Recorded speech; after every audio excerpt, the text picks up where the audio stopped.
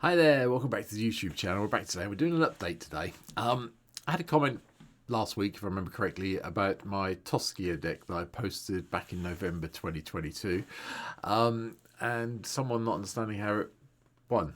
And I went back and looked at it, and I'm going to be 100% honest, I can't remember how it won. So I figured it's 2.5 years on. Let's hit an update of Tocasia today because it's being brought up again, so let's talk about it. So, for those of you who don't know, Tocasia came from the Brothers' War. History-wise, she was the mentor of Urza and Mishra when they were youngsters. If you read the Brothers' War book, you can still get hold of a copy of it. And in Magic, she's represented by this card. 1 green, blue and white for a 4/3 human artificer. Creatures you control have vigilance and tap surveil 1. And then you can pay 2 double green, double white, and double blue to exile Tocasia from your graveyard when she's been killed off, and return any number of target artifact cards with total mana value 10 or less from your graveyard to the battlefield. You can only do it at sorcery speed, so you do basically take a turn off casting everything else, and you've got to get to 8 mana to do it. And yeah, but I was confused by my own deck from 2.5 years ago, so here we go. Here's what the updated version looks like for today's video. So, first thing that's new in the deck, we've got Karn Living Legacy in here. We like having Power Stone tokens. We do cast artifacts, so the Power Stone tokens for this deck actually work out. The -1's not bad. Penny and mana. Look at that many cards from the top of your library and put one of those cards in your hand, the rest on the bottom of your library in any order, because you can use the Power Stones to power that up. And then if you can get him to -7 to start tapping artifacts to do 1 damage, it's not the end of the world, but the +1's really good. We need to ramp up a little bit with this deck. From there, we have creatures, and we have 33 of them, and some of them are ramped. So we've got Avacyn's Pilgrim, we've got Birds of Paradise.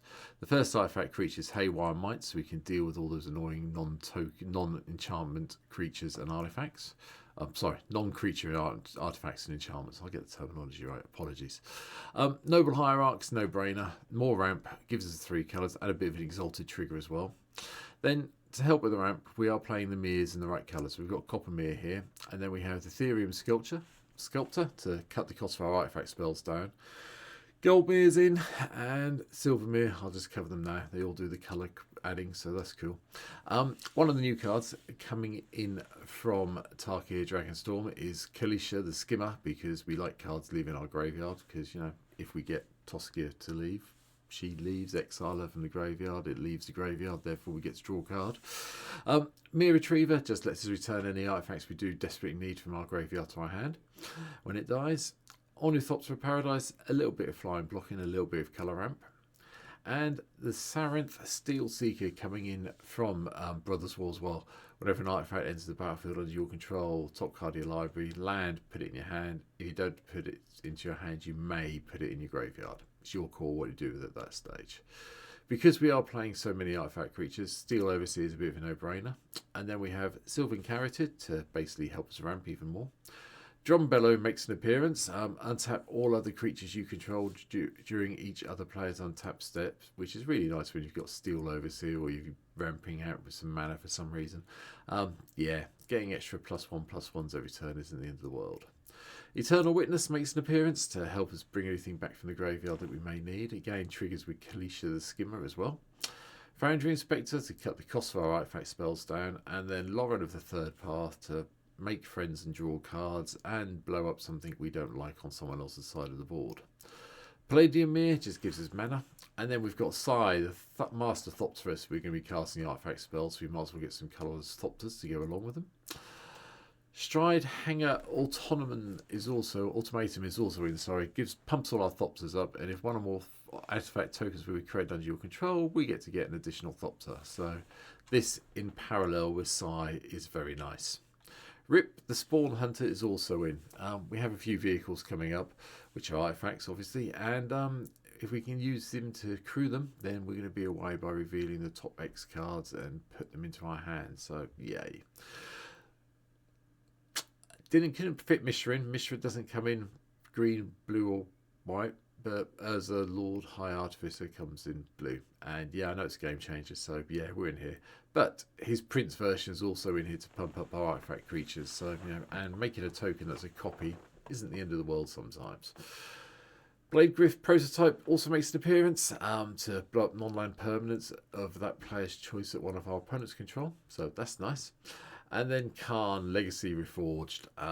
Yeah, have the Player's Walker version, have the creature version.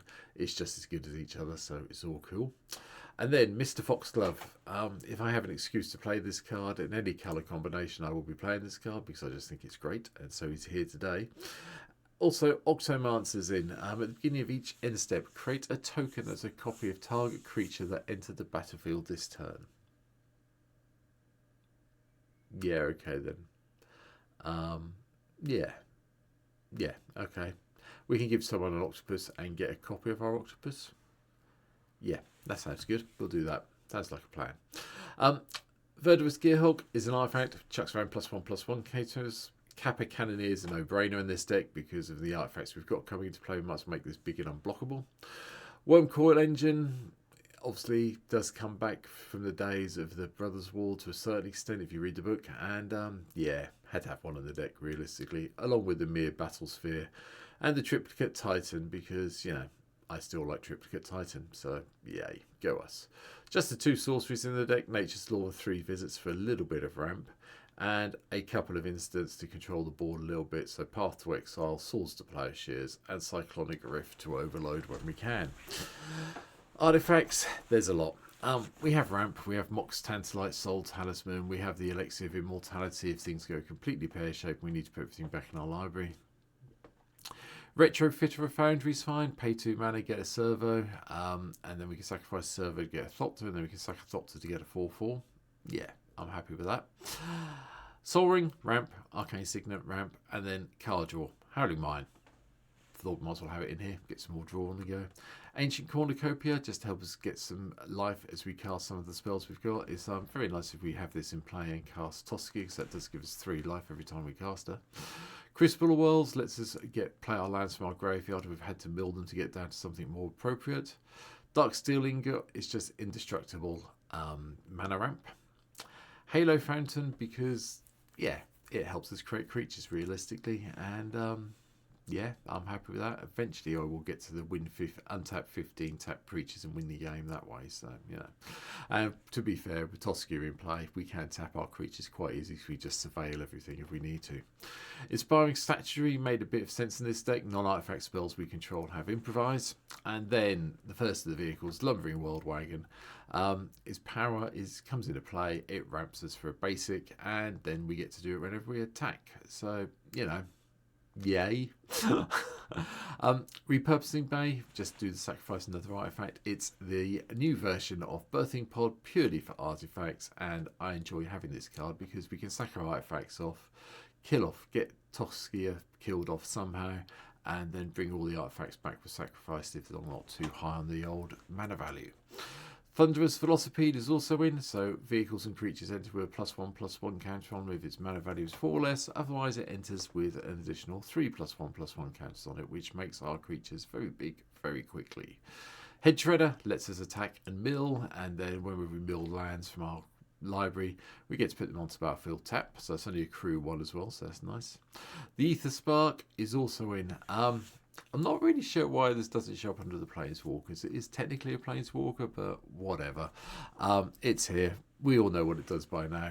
Whenever equipped creature deals combat damage during your turn, put that many loyalty counters on the Ether Spark. +1 to attach it and put a +1/+1 counter on that creature. -5 to draw 2 cards, and then -10 at 10 mana of any one colour. Yeah, okay then. Last 2 big artifacts. Parhelion the Second is in as well to give us those nice angels when we get it to come in when it attacks. Portal to Phyrexia made kind of sense to my head with everything that went on with Urza and Mishra and Tocasia in the book. So that had to be here. At the beginning of your upkeep, put target creature card from a graveyard onto battlefield under our control, and when it comes into play, each person sacrifices 3. Perfect sense to me.